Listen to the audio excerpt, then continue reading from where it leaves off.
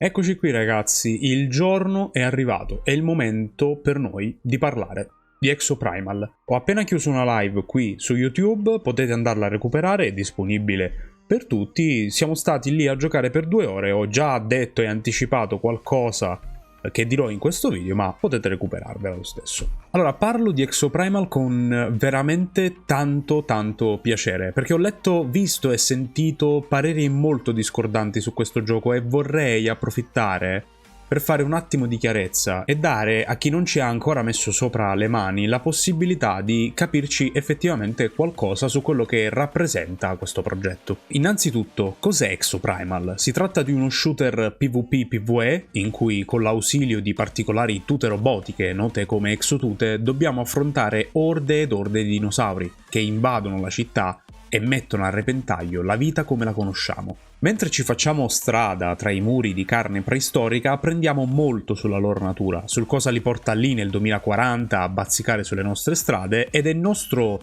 compito non solo difendere e difenderci, ma anche capire come interrompere il loro ciclico arrivo. Scopriamo ben presto che è tutta colpa di una IA dal nome di Leviathan, che per raccogliere dati bellici attendibili e perfezionare ulteriormente queste exotute, non solo ci mette contro queste orde di dinosauri, ma anche contro altri piloti, comandandoci di sopravvivere e di farci sostanzialmente la guerra.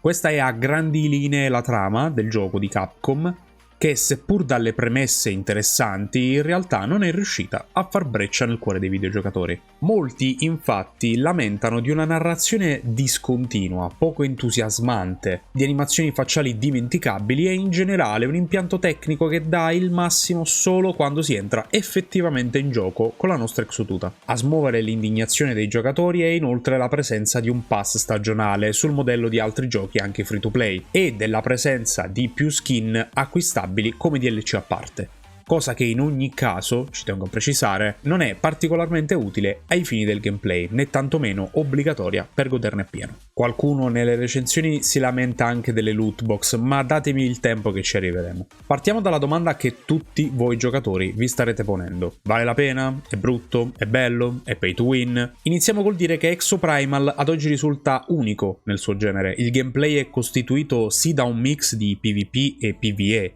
ma questo stesso mix è diversificato in maniera randomica dall'inizio alla fine, offrendo ai giocatori non solo una fase preparatoria a quella finale differente di volta in volta, ma anche appunto una fase finale che può variare nel suo gameplay e passare dall'essere completamente PvP o completamente PvE. In tutto questo casino di proiettili e denti, la storia scorre sotto forma di missioni speciali, cinematic e documenti. Qui ovviamente scopre il fianco il gioco secondo molti dal punto di vista narrativo. Tuttavia, volendo fare l'avvocato del diavolo, trovo non sia lucido ed onesto valutare come questo gioco sviluppa la sua trama. Exoprimal infatti non è uno di quei giochi che fa della storia il suo punto cardine.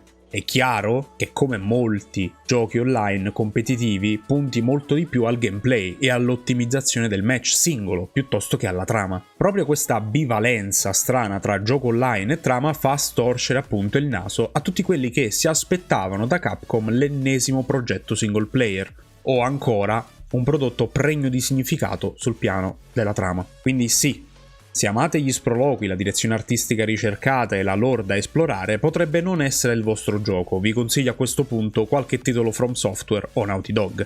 Ma se cercate un ottimo passatempo, impegnativo il giusto per spegnere il cervello, divertirsi e nel frattempo overkillare orde di nemici con qualche accenno di storia che impreziosisce ma che non risulta essere il main core, beh, Exoprimal potrebbe essere ciò che cercate. Tengo veramente a questo passaggio perché voglio che sia chiaro a tutti che Exoprimal è un videogioco nel senso puro del termine, non un'avventura interattiva. All'interno del gioco, come dicevo, possiamo variare il gameplay a seconda delle occasioni e delle preferenze, cambiando anche in corso della missione la nostra exotuta e il nostro strumento.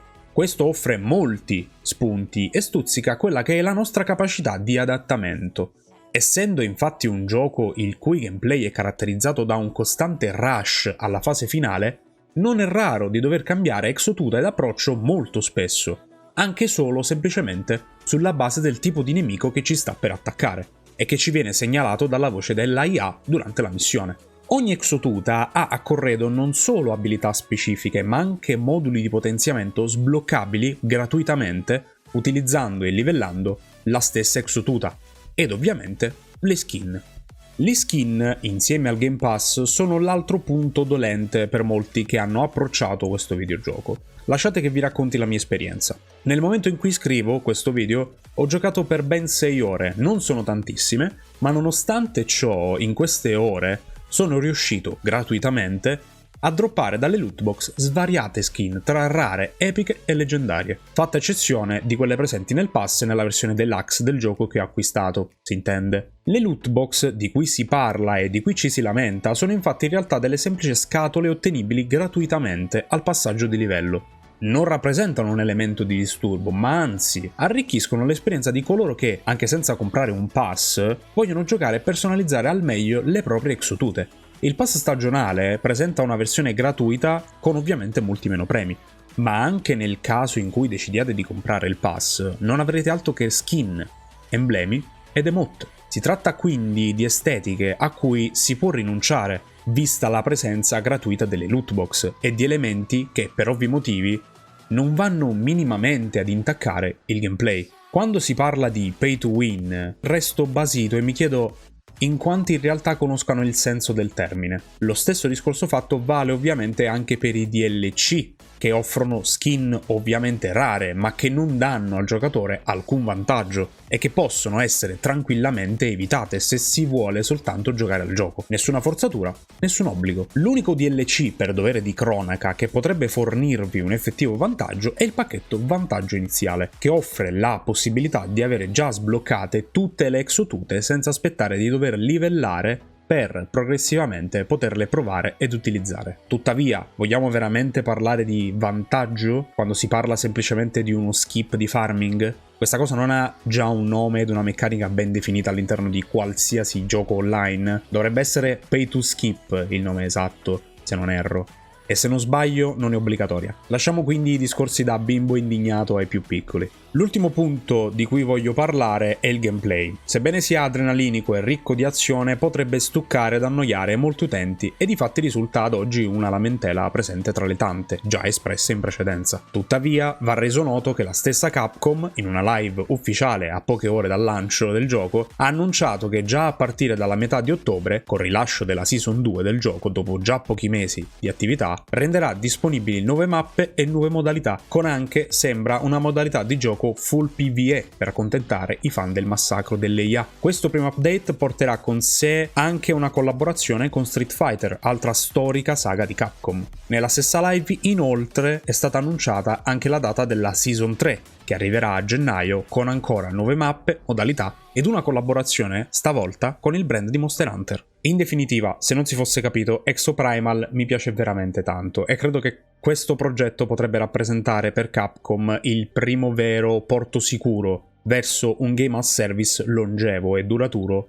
ma deve affrontare lo zoccolo duro di videogiocatori ipercritici che per ora vorrebbero solo altro. Prima di fare un qualsiasi altro video ho voluto fare questo chiarimento per portare alla vostra attenzione quelle che sono le bufale, per così dire, dette su questo gioco.